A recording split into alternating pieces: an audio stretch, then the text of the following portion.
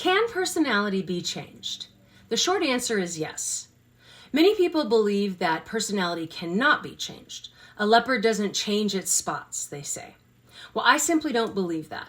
What some people see as permanent, I see as highly treatable with insight, persistence, and the right type of therapy. And I've built a career around it. Over the past 20 years, I've seen people completely turn their lives around with the right type of treatment. One that is mindful of the fact that perception is reality. Let's unpack that. So people with personality disorders process incoming information, such as their perception of events, in a distorted way. That perception creates their reality, and they respond out of that place, as different or distorted as it may seem to others who don't think the same way.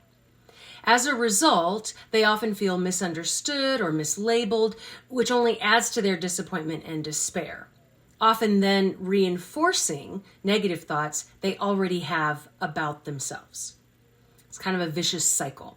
What causes the distortion is rooted in early experiences, nurture, and often some DNA, nature.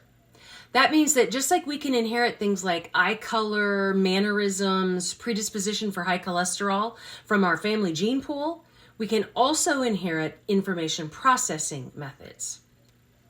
In other words, the way we look at the world and the people in it is something that can be passed down through DNA when we're created in the womb.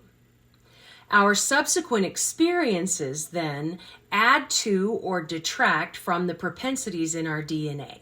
So we have this tendency, and then experiences add to or detract from that.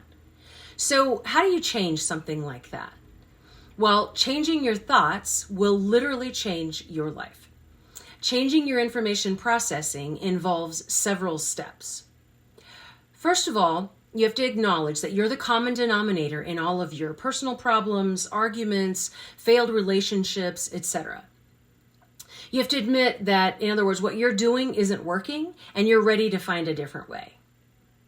The second thing is you have to challenge your negative thinking and get to the bottom of the self-limiting beliefs that are driving it and your subsequent feelings and behavior. It's very difficult to change your personal narrative if you don't even understand how it was written in the first place.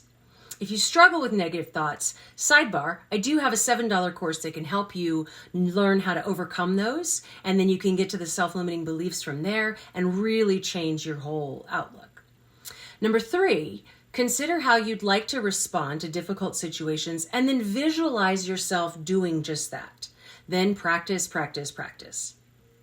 Number 4, you have to let go of personalization and tunnel vision when things happen to you and commit to practicing strategies that force you to see things differently.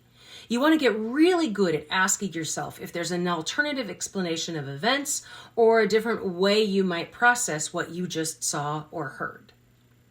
Number 5, you're going to make note of your successes in looking at things differently and responding in ways that are more conducive to cooperation, collaboration, positive relationships. The reinforcement of your behavior makes it more likely to be repeated. Reinforce what you want to see repeated, in yourself and in others for that matter. And then number 6, ask others for their observations of you and input into your process of changing your thinking.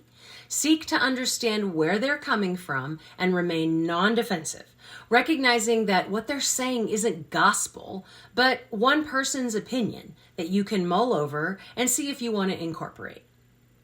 So stay tuned for the final crash course in personality next time as I talk about my favorite of the personality disorders to treat, borderline personality disorder.